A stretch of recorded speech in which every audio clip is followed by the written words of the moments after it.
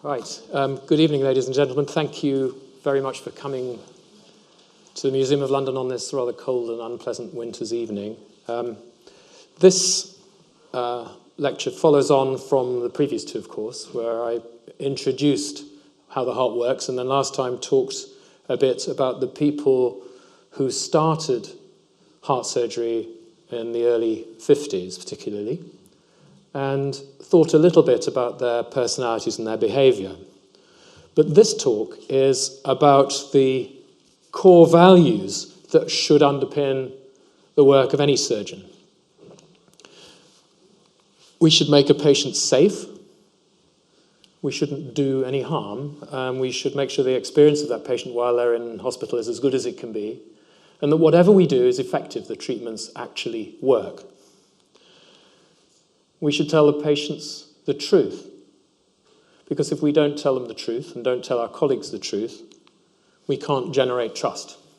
And the underlying relationship that equates to success is really the trust between the patient and the doctor. Trust is a complicated thing. It takes years to build up and just seconds to break. And doctors, unfortunately, over the years have been extremely good at breaking the trust between themselves and the public, and it doesn't take you many authors to look up and find quotations which express how people have felt about the medical profession. This is the classic doctor's dilemma that many of you will know. As I said, I talked last time about the behavior and the attitudes of some of those early surgeons. And one of the words which repeatedly appeared when you read about them as individuals was the word maverick.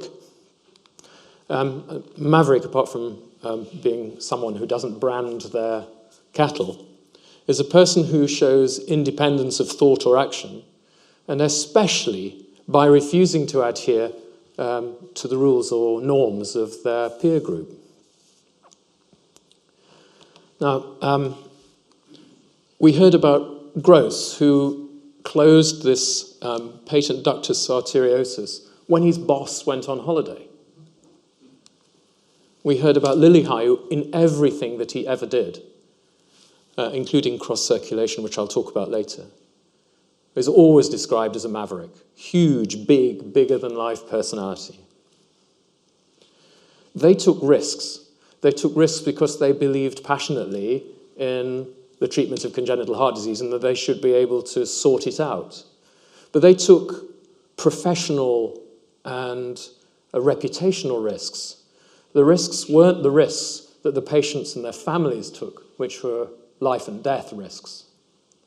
Now, a risk can be something undesirable, a complication, life or death, but it can also be the concept of an unknown outcome. You don't know what you're letting yourself in for. We all take risks all the time, whether we're making choices that we want to do about an occupation, a journey, or even a partner, but because you don't know what the outcome's going to be. But in this context, it's not your life usually that's on the line.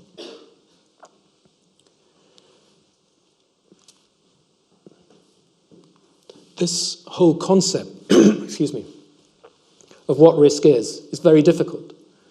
Because in those days when these guys started, medicine was very different. It was very paternalistic. As a doctor, you could pretty well tell the patient what to do, and they did it. And even when I trained, there was still this atmosphere that doctor knew best. And if we start off with that mental model, the question I wanted to pose today was, could we do now what we did then? But it might be better phrased as, should we have done what we did then? They instituted changes and procedures which had a profound impact on patients' lives and the specialty itself. And other people have refined that to improved survival. But at what cost were those advances made? Were others trying to do the same in the background and not successful, and we didn't hear about them? Were the people who copied what they did reporting their results, good or bad? And were journals telling us the truth? Because journals for those of you who work in the field or in any science, will know that journals tend only to publish positive results, so-called publication bias. It's quite hard to get a paper into a journal if you're proving that something doesn't work. So if these people have been doing their work in our current regulatory framework, would it have been possible? Now, it's human nature to want new stuff. We all like to seek new ideas and try new ways of doing things. But there's often confusion in the way we talk about this between three particular terms. Invention, where you actually create something new, make it, try and see if it'll work, a new idea. Innovation, where you actually put it into practice in 1, 2, or 3 patients, but based on some background evidence. And true research, where you're doing hypothesis testing to collect data which might be important in the future. All of medical science is built on these basic principles.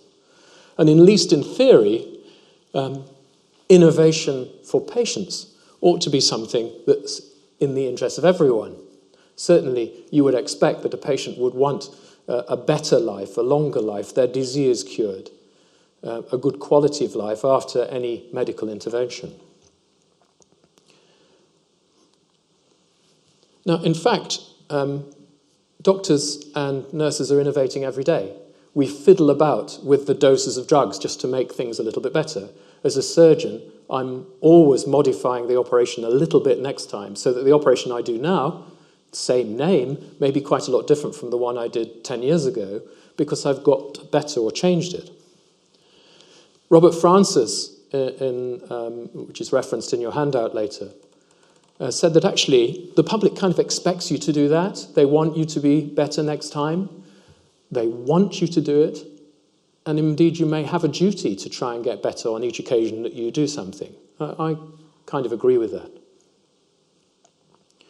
But whilst there are obvious rewards for the patient if the innovation goes well, we mustn't forget that there are rewards for the medical staff too for significant innovation.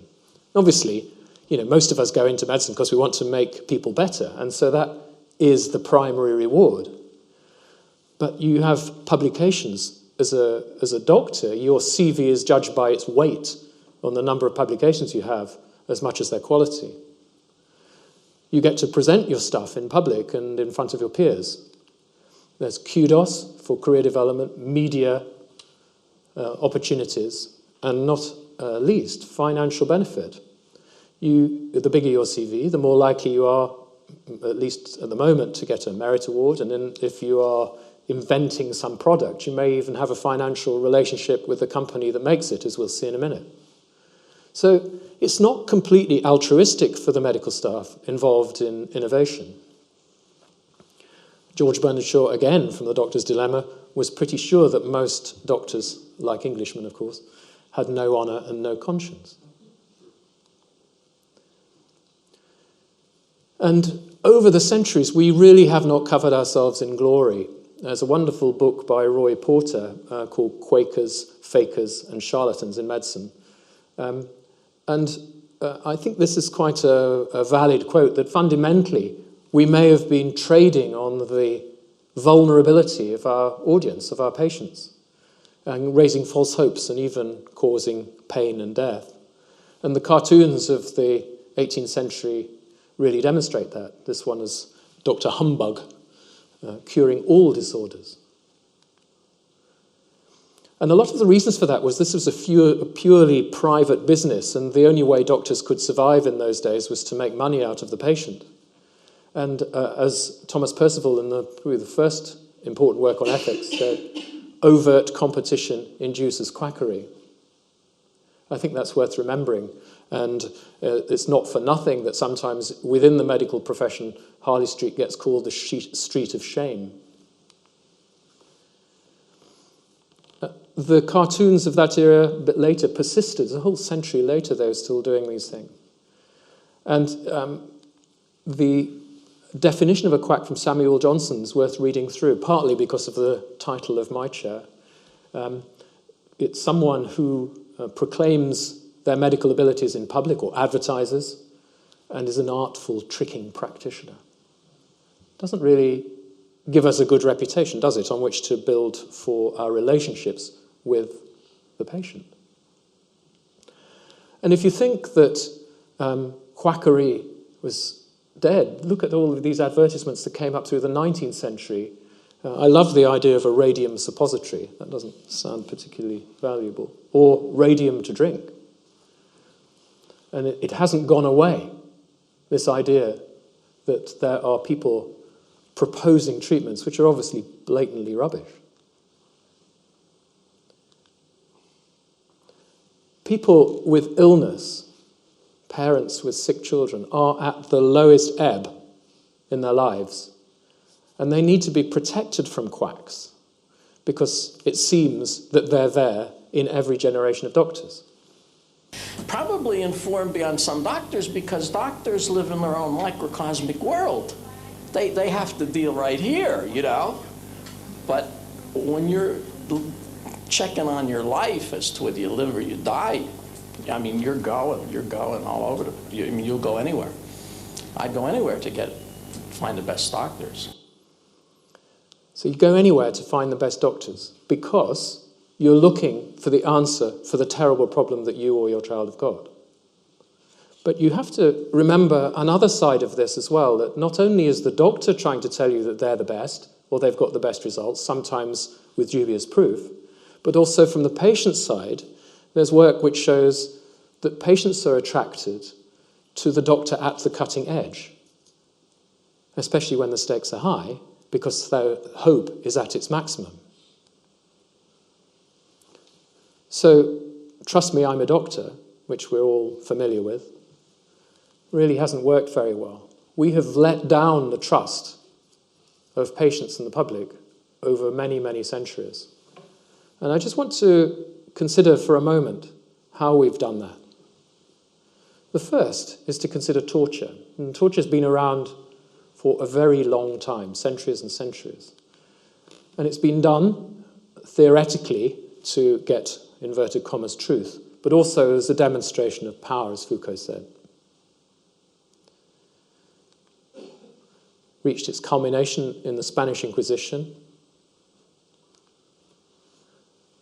And the first evidence, direct evidence, of doctors being involved came during the reign of Charles V, when in this document there is written evidence that doctors were directly involved, directed by King Charles, to find out whether defendants could withstand the torture, and even codified the presence of doctors at the time of torture.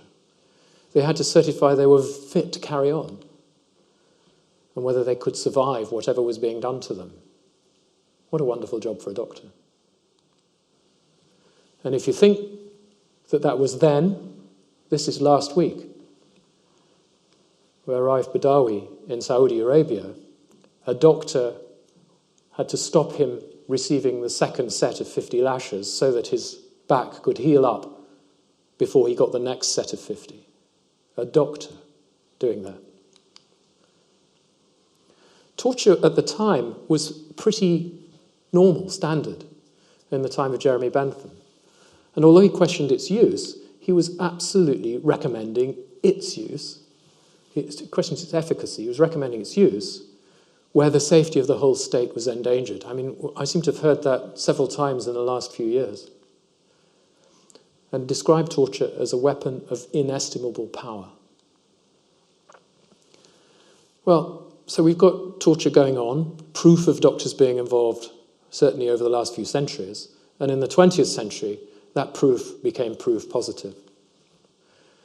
Because what happened during the Second World War had an enormous impact on the world's perception of doctors. It was a series of experiments were carried out, as many of you will know, in the concentration camps of Germany on Jews, Romani, homosexuals, without their consent, often with terminal consequences. In other words, when the experiment was complete, the patient was killed, without anaesthetic and without appropriate scientific gathering of data, and with not very much in the way of a hypothesis. For us, There was even an attempt after the war to use the data from the experiments done in Dachau on hypothermia to justify cooling patients down for cardiac surgery. And it took several years for that evidence not to be used, in fact. Experiments on altitude, on limb transplantation, often those legs were removed without anaesthetic, on infecting wounds and making bone grafts, and on twins with Dr. Mengele there. And they were done on children. Doctors doing this in the immediate past. 23 of the doctors were caught and stood trial in Nuremberg at the so-called doctors' trial, these 23 doctors. Wirtz, who was involved in the sterilization of women. Heim, who was directly injecting toxic stuff into the heart and removed organs without anesthesia. Mengele, you will all know, twin research, and trying to prove that nature was more important than nurture. Sigmund Rasche, who did those hypothermic experiments and the high altitude and injected stuff into people to try and alter their blood clotting, all without anesthetic. Women were doing it. Hertha Oberhauser. Again, limb transplantation, deliberately killing children in different ways to see what was most effective. And another guy doing limb transplantation, Karl Gebhardt. They're all medics. That means they're people like me, people like some of you in the audience who are also doctors. Now, what is it about them, about people like me, who could move into those things? After all, these were people who were professors of medicine, clinical directors, physicians to famous people, head of the German Red Cross, high-ranking military physicians, and biomedical researchers from several backgrounds. How come these people had come from a part of the world where more Nobel Prizes for medicine were being issued than anywhere else at that time? So is what is ethical a product of the time we live in, or the way in which we live, or the company we keep? Have the ethics changed over the centuries as we've perceived our judgment as our role of doctors, or are they fixed and constant? Now, the guys who did all that stuff had grown up through the early part of the century with a tradition growing up about eugenics, built around the work of Schallmeyer and Plurtz, who were proselytizing the idea of pure races as being better for the long-term future of the human race. And this is 1895 when Race and Hygiene was first published. So I hadn't realized it was quite such a long time ago. What matters, though, is what happened at the beginning of the 1930s. Remember, these are people like me. There was a huge worldwide movement towards eugenics. Lots of medical meetings devoted to it. And this one was in New York in 1932. Almost immediately after that, advertisements were appearing in German newspapers talking about the cost of looking after children with disabilities. On this side is a normal child, on this one a child with deafness and numbness. Questioning the value of the life of anybody at this end of the spectrum. 2 months after that, they returned from that conference in New York. The German medical societies wrote to the Prussian Ministry of the Interior asking for a bill on compulsory sterilization to be introduced so that they could introduce eugenics in Germany. The doctors wrote to the Ministry of Interior. The Medical Association of Germany is called the Hartmann Bund, and Alphonse Stauder was its president when Hitler came to power in 1933, and he was one of the first to send a telegram to Hitler, basically pledging the medical community to his support in order to support this concept of racial purity.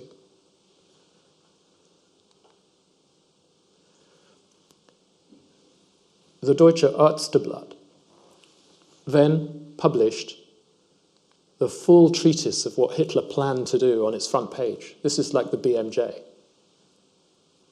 And there was a call to physicians put out by Stauder that the physicians around Germany should join up to build a firm foundation for the genetic development of the nation. Doctors. The front cover of that journal, just a very short time later, in July, was that, and inside was an advertisement asking for doctors wanted for concentration camps, Osnabrück in this case, offering them good pay and conditions. A little bit later, in August, a paper was published by Lommel, really building on this model and saying these were good things: legally enforced sterilization, a new biologic nobility, and an extermination of life not worth living. And this became part of the medical curriculum in Germany for the latter part of the 1930s. So this is within 6 months, at the beginning of 1 year.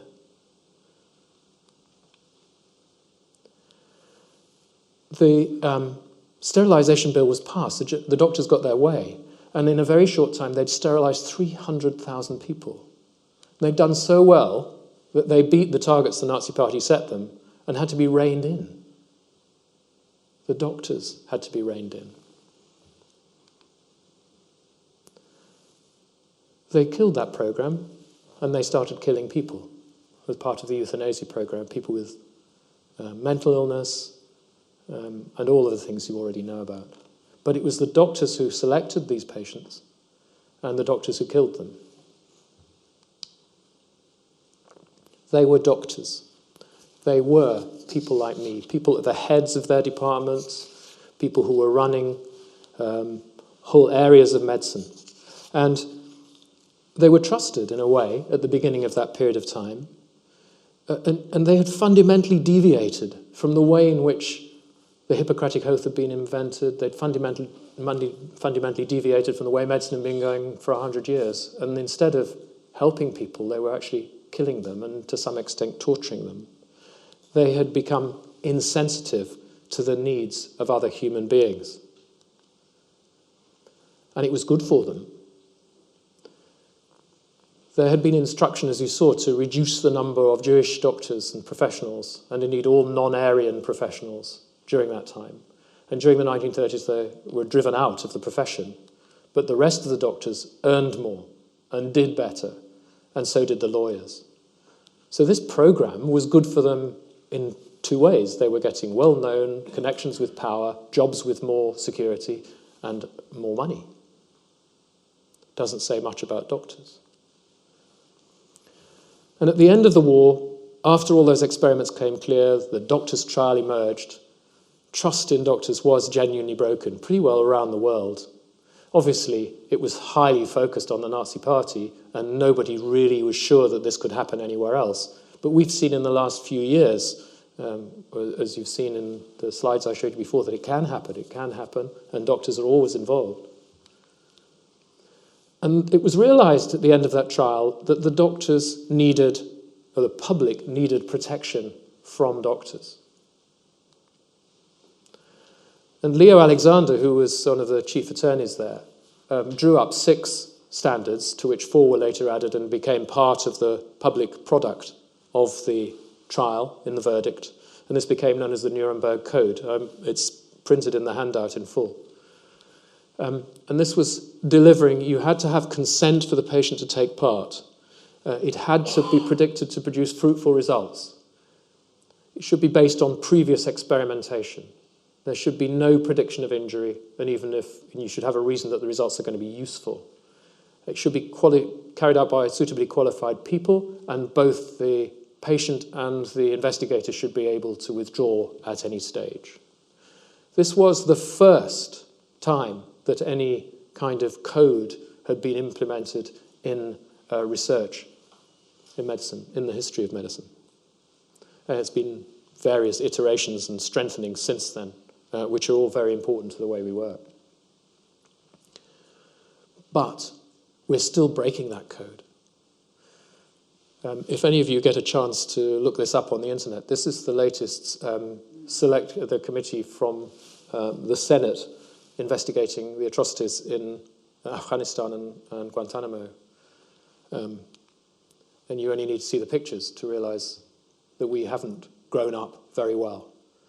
Doctors are involved in this torture. They designed, collaborated in, and did not report it. Now, it may be that, as we know now, some of those tortures were actually designed by Donald Rumsfeld, but they were being carried out by doctors in the military. From the Nuremberg Code, and over the next few years, developed the basic principles of medical ethics, which are now come to underlie everything we do. Beneficence. Some of these words are horrible. I think they're not very effective. But essentially, beneficence is acting in the best interest of the patient, removing their disease and preventing further harm to them in the future. Non-maleficence. Don't do anything very bad. Don't actually cause that patient any harm. Autonomy. The patient should have control over their own body, and that means informed consent. You have the right to say yes or no. And justice. This is almost utilitarian. It means that you're taking into account the wider society and deciding whether to throw resources at that particular problem or share it out more equitably across a wider group of people. You've got to be sure that your treatment is fair.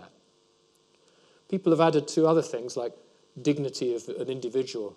Throughout all of this, you should be maintaining the dignity, and veracity, telling the truth, as I said at the beginning. And this has recurred again in Francis's report into the Mid-Staffordshire inquiry, where he says doctors and nurses have lost the duty of candour, and it should be legally enforceable. It should be enforceable to tell the truth. Why should it be enforceable to tell the truth when it's the basis of the trust you have between doctor and patient? Now let's go back to the theme of what I'm talking about today. Against that background, in the immediate post-war period, when all those doctors had behaved badly, there was a hothouse atmosphere of evolving cardiac surgery, where whole groups of people were being driven to do new stuff because they believed that they wanted to make congenital heart disease better.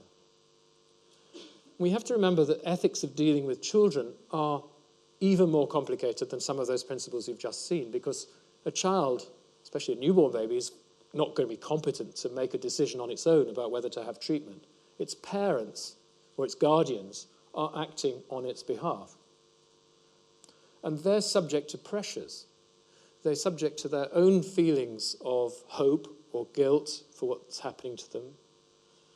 They get pressure from their peers saying, oh, you ought to be able to do something. I'm sure you can find someone who can look after this. They find pressure from the doctors saying, I think we can do this. It's a really good thing to do. Pressure from their religious advisors, telling them that's what they've got to have done. And of course, they've got a long, long, unknown future ahead of them, which might involve considerable suffering. And in an innovative treatment, at that moment, you don't know. So the people who were starting all this stuff knew that patients with congenital heart disease would die, sometimes unpleasantly. And that the treatments that they were doing were radical, pioneering, and barely tested. A lot of animal work, but never tested in humans. These were the first people. And we wonder now, in retrospect, what ethical rules they followed. Were they applying those full, detailed parts of the Nuremberg Code? Did the families feel pressure? Was there real informed consent? Obviously, it's really hard to know, although my colleague, Kate Bull, is trying to trace a lot of these people and ask them that question and report this innovative period of medicine from the patient's point of view. What we can know now is that they, when they signed up to have this done, could only have been signing a contract with uncertainty. Nobody knew what the outcome was going to be. Were they going to live or die, have complications, have a terrible life?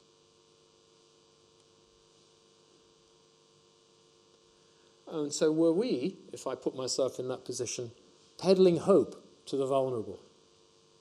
They were vulnerable because what was happening to them was terrible, but we didn't know what was going to happen. Is this hope or real opportunity of benefit? Parents, particularly, have a tendency to grasp at straws and may be unable, objectively, to weigh up the risks and benefits proposed to them by physicians. I want to take a moment out just to ask you some really hard questions. Is life itself more important than anything else, even if that involves permanent or sustained suffering for that child? Think of this as a newborn baby.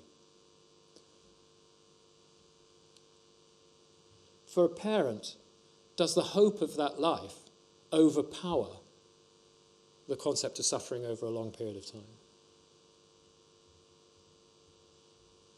Or, as one of my colleagues would say, maybe it's better just to go away and have another baby so that you don't have this terrible burden on your family. Because there can be effects, which are very rarely talked about, on the siblings, on the parents, and the rest of the community. In individual patients, we often ask ourselves this question: just because we can, should we?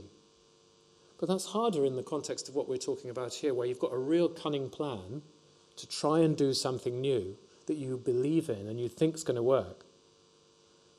And yet you've got to start somewhere. People have considered the ethics of innovative treatments in children, and this concept of autonomy is key to it. The parents must have the right to refuse. We should help them decide, and they should be told the truth simply in a language they can understand, which when you're stressed out is a really difficult thing to do. If there's not much evidence, and for any new treatment there often isn't, you need to be able to seek the consensus of a peer group. And the institution should be able to provide quality assurance, risk management, and decide whether it can spend the dosh. And we've got to know what the results are. Well, that doesn't seem too taxing a list, but it's often not been done. People have tried to find little schema which allow you to see how to do this. One is called the ideal group, where you innovate for the eye, develop, explore, assess, and have a look at the long-term results. It's quite nice. But I prefer this one, which is from Jenny Swartz in Washington. It uses a nice acronym. Does the team doing this new thing actually have the proper expertise as a team to be able to start it? Are all the right skills in place? Does the surgeon have the technical skill, and is the technical skill enough to take them up to the next level? Are there hazards which they can understand and explain and predict? Or is that impossible? In informed consent, are you taking enough time and providing enough information and sharing everything you have with the family? Have you declared any conflicts of interest? The conflicts of interest are quite interesting. As I said to you earlier, you could see that the benefits for doctors are often career-orientated. It doesn't mean that you're making shed loads of money out of doing what you want to do. It might be that you just get an opportunity to talk to a Gresham audience. That might be a conflict of interest. But you might actually also be a partner in a big company. Are you going to analyse the data, and are you going to publish it? So I thought it would be useful to apply those 2014 standards to what Lillihei did in the cross-circulation experiment. And for those of you who weren't here last time, this is the baby being operated on, and instead of a heart-lung machine, using a person to act as the pump to deliver oxygenated blood and keep the patient alive while you operate on the heart. You have a risk to the baby and a risk to the donor, both for life and for complications. So here's Schwarz's ethical framework. Did Lillihei have the expertise to do this, and did his team have it? Well, for sure. They were actually the only people in the world at the time who could probably have done this. Did he have the technical skill? Certainly. He was a very established and accomplished technical surgeon, and everybody talks about that. Did they know the hazards? Well, I think they talked about the hazards, and they were aware of some of them, and it doesn't take you to be a genius to know that either patient could die, and that you might, instead of allowing blood to go from one patient to another, you might get some air or something into the circulation which could kill them. And indeed, one was effectively killed by air in the circulation. Did they get informed consent? Well, we know something of the consent process, and it was absolutely nothing like today. I don't know whether it was good enough. And was there a conflict of interest? Kate Ball, in researching her book, came across this comment, that the Minneapolis hospital where all this was taking place had been built up on the principle that the heart surgery was where it was going to go. It was backed by Truman's statement that it was the next big frontier, like going to space, and that the dividend would go down in history. And that dividend would obviously be for the individual surgeons concerned, as in fact has proved to be the case. But also, Lilly High was a partner in several of the companies making the kit that was used for those first operations, and went on to be a board member of Medtronic, which is the biggest medical company that there was at the time. So I'm for sure he had a conflict of interest. And they did analyse and they did publish. But I'm not sure whether they would have been allowed to do that in the current era, according to our rules. And for Gross, who went off and did it while his boss was on holiday, he had the expertise, technical ability, couldn't possibly know the hazards, because as we saw in the interview that we saw with his patient last time, they didn't know what was going to happen when you operated near the heart, and they didn't know whether there were going to be any consequences for the anaesthesia, because it was all new. We heard that the informed consent was pretty cursory. He certainly had a conflict of interest, because his career was going to take off if it worked, and it was going to go pear-shaped if it didn't. It did both, actually, because he was suspended for a short time. And it was published later. I'm not sure he'd have got away with doing it now. And finally, another operation I want to talk about, which is the Norwood procedure. This is Bill Norwood. He trained as an engineer first, was a very clever man and a brilliant technician. And it's dealing with a condition called hyperplastic left heart, where the left-sided ventricle and the aorta leaving it are way under normal size, too small to live with. You have a normal right side of the heart. And he designed a really clever operation to fix it. Now, at the time, the chief in Boston, where he was working at that stage, was Aldo Castaneda, a wonderful man from Guatemala. And he was a really great technical surgeon, unbelievably charming as well. And he was working on reducing the age at which operations could be done progressively towards the newborn period. He believed that that was better, and he's proved to be right. All the cardiologists in Boston referred their cases to him because he was good and probably because he was charming. Norwood, who was his assistant, his junior, was said to have time on his hands, and so he set about trying to think of an operation that Castaneda wasn't doing that would give him space to grow and develop his career, and he was interested in hyperplastic left heart syndrome, which, although quite rare, is still one of the commonest anomalies. And with hyperplastic left heart syndrome, if you don't treat it, you die in 10 days. So this was, you're born with this condition and you would die if nothing was done. He worked out some sort of operation on a piece of paper, tried to sell it to Castaneda as a good idea, and Castaneda said, "Over my dead body, are you trying that in my unit?" But he kept on pressing and pressing and pressing, and eventually Castaneda said, "These patients are going to die anyway. We might as well let him have a go." And he gave in.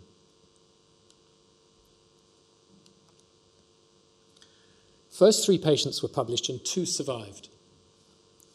The 66% survival, as it was repeatedly reported at the time.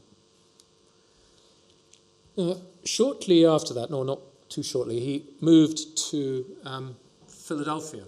And Philadelphia have published their outcomes for hyperplastic left heart syndrome over several eras. This is called an actuarial survival curve. And when you have the operation, 100% of people are alive, and over time, less people are alive. So in the early days, after his arrival in Philadelphia, the long-term survival after this operation, long-term survival, was just under 30%. And over the decades, it's gradually got better. But look at the death rate right at the beginning, around the time of the operation. It's always been high. And I was fortunate to get some information from Bill Gaynor, who is now a professor in Philadelphia.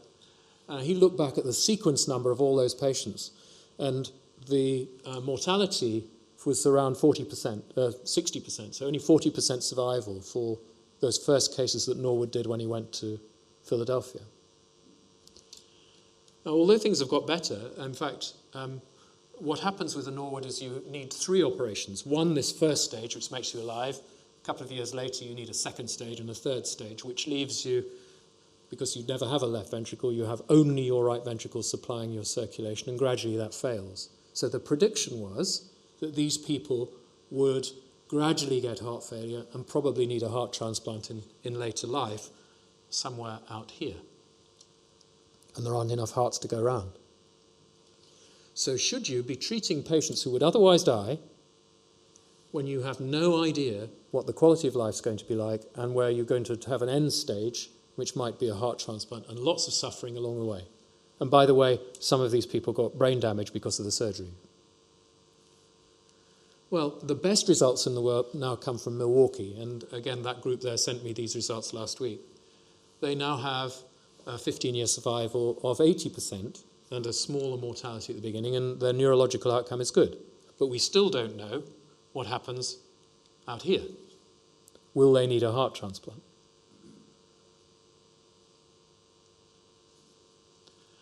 Now, it's interesting. If you were a bunch of doctors, over several times in the last 3 decades, there have been studies, 2 of which I've done, where we've asked an audience of doctors what they would recommend to their patient if their patient's family, asking the family, if they had a child with hypoplastic left heart syndrome.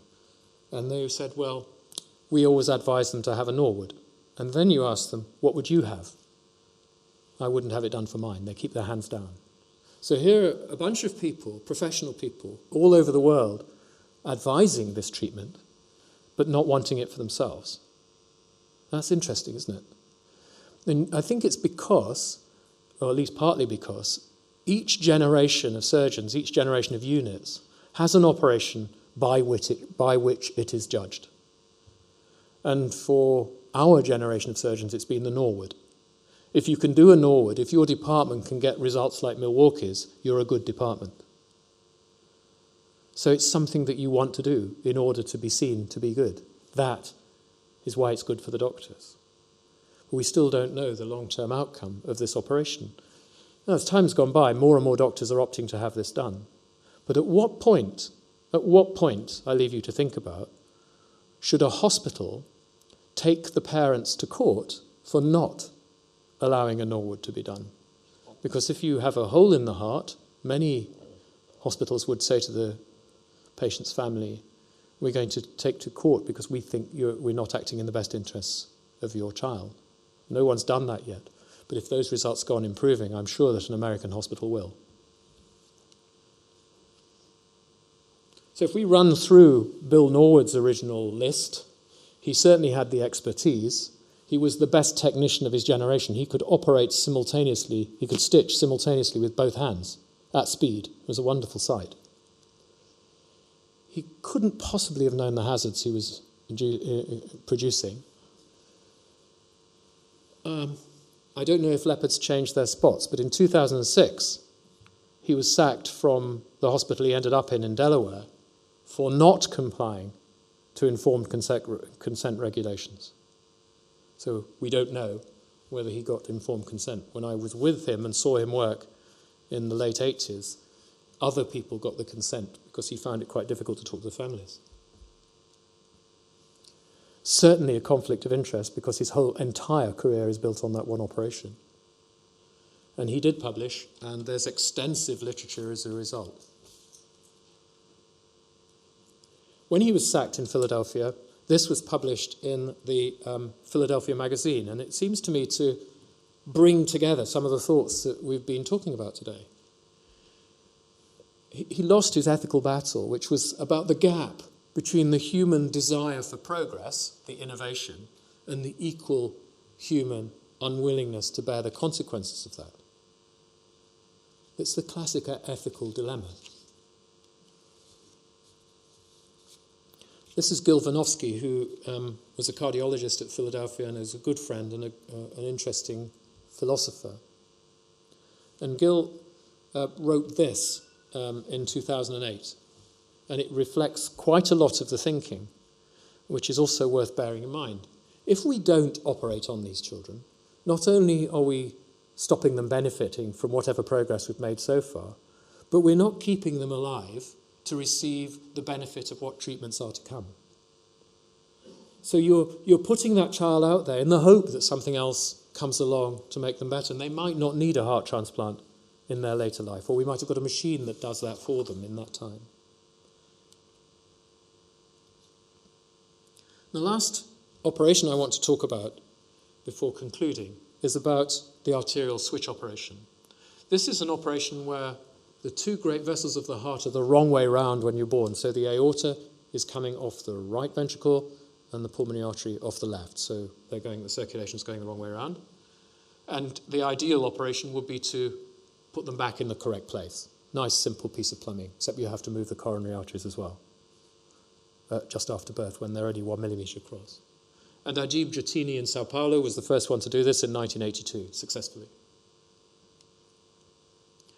At the time, there was an operation with a very low mortality called the Senning operation, where instead of switching the outlet, you switched the way the blood was flowing into the lungs. You made some tunnels inside the atrium, which moved the blood inside the atrium to the opposite chambers. So you actually swapped round where the red and blue blood went and ended up sending red blood round to the body in the correct way and blue blood round to the lungs. But this is the right ventricle, which is not designed to pump blood to the body and gradually fails as life goes on.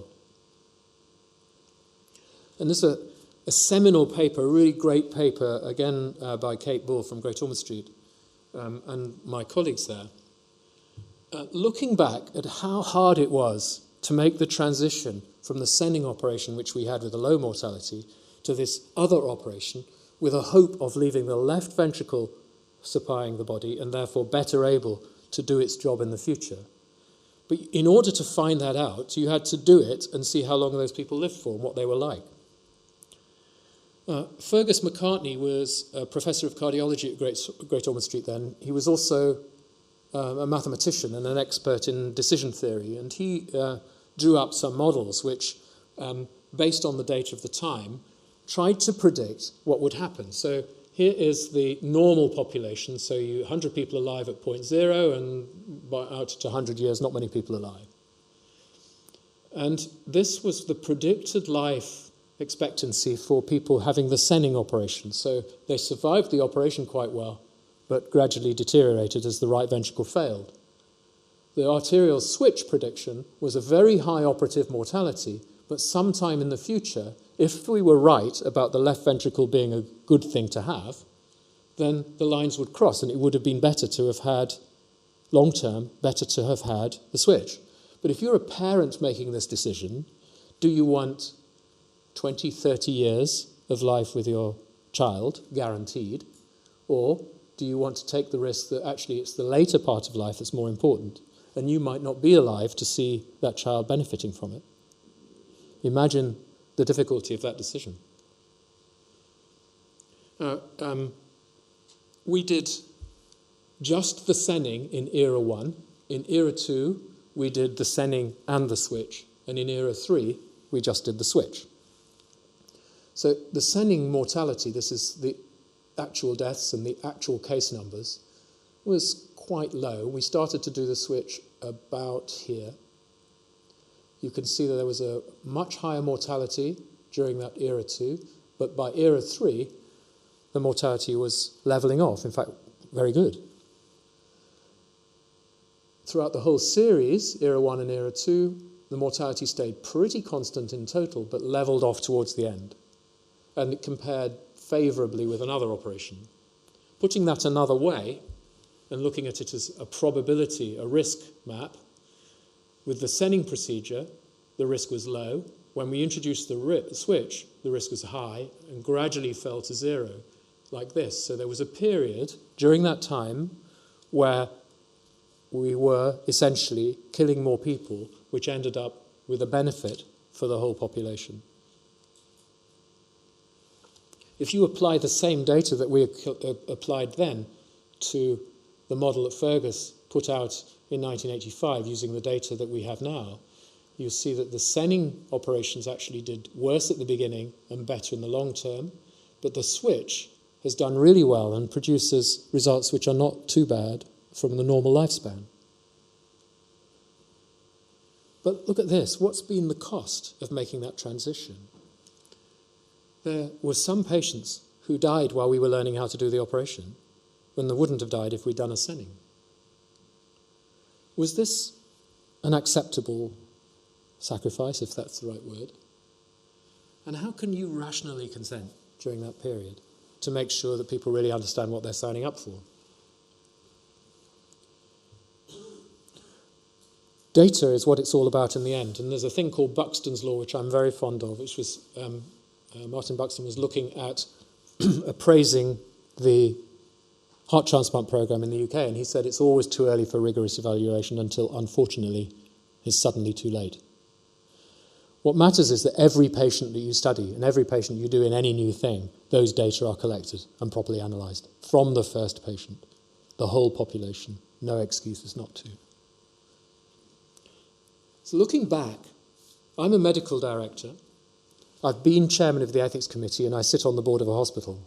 I'm not a CEO, but if I were one, and I look back at the performance of these operations when we know at the beginning there were lots of deaths, I want you to consider these questions. How many deaths in the current era would I allow my surgeons in my hospital to have before I intervened and stopped their program? Do you think it would have been the same as then? How and when would we have intervened? How do you actually stop a program like that when the entire unit is committed to it? Could we, and indeed should we, have afforded it? Because all of these patients, especially the Norwood patients in those early days, stayed weeks in the intensive care unit.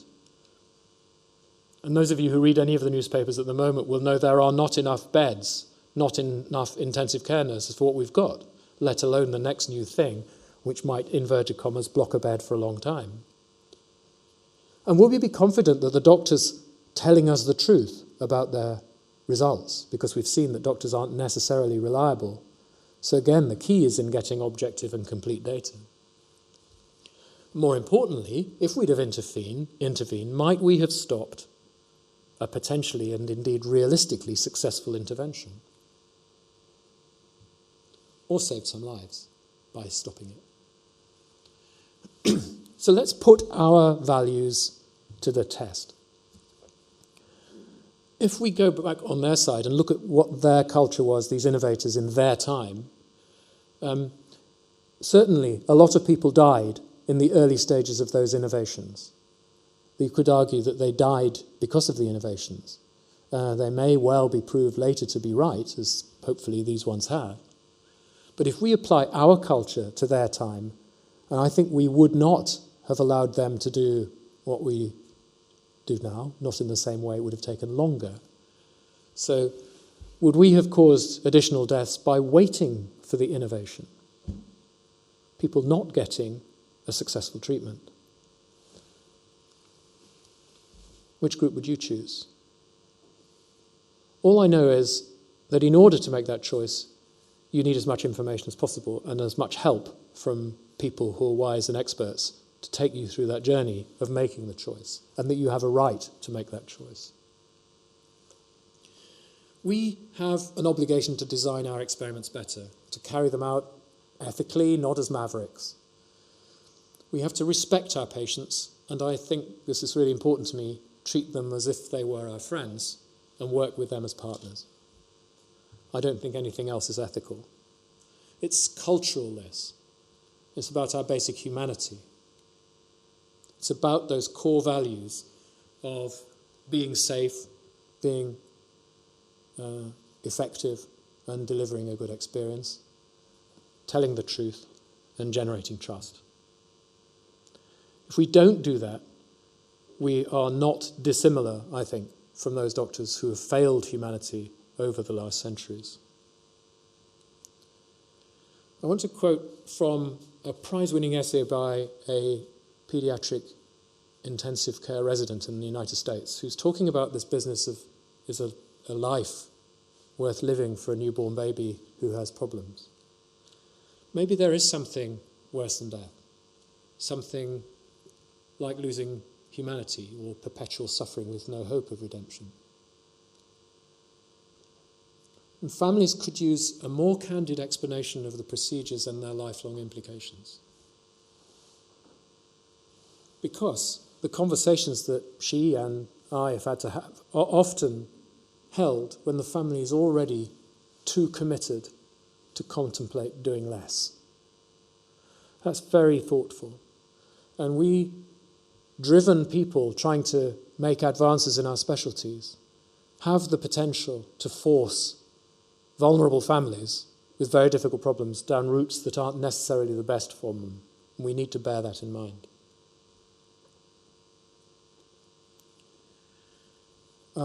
That's the end of my talk, but I want you to remember some of it. So, as usual, here it is again.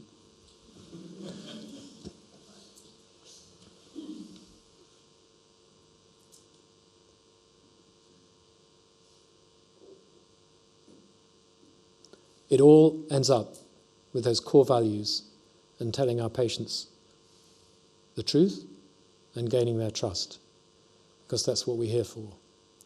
I think we have to innovate. I don't think that we would have done it in the same way in the past as we do it now. But there are new threats to innovation, largely in the time of austerity, because I think it's going to be very difficult to pay for that new treatment that might make a difference to all of those patients in the future. And we have to watch that very, very carefully during the austerity drive. Thank you very much, and I'd like to thank all of the people who've helped me, Piers Dubin from Cambridge, Bob Sade from Charleston, Michael Wiesentrop, Kate Ball, Mary McLeod, who's chairman of our ethics committee at Great Ormond Street, Bill Gaynor from Philadelphia, Gil Vanovsky. Mostly, these thoughts have come from working with patients and families over a long period of time. It's them we do it for. Thank you very much.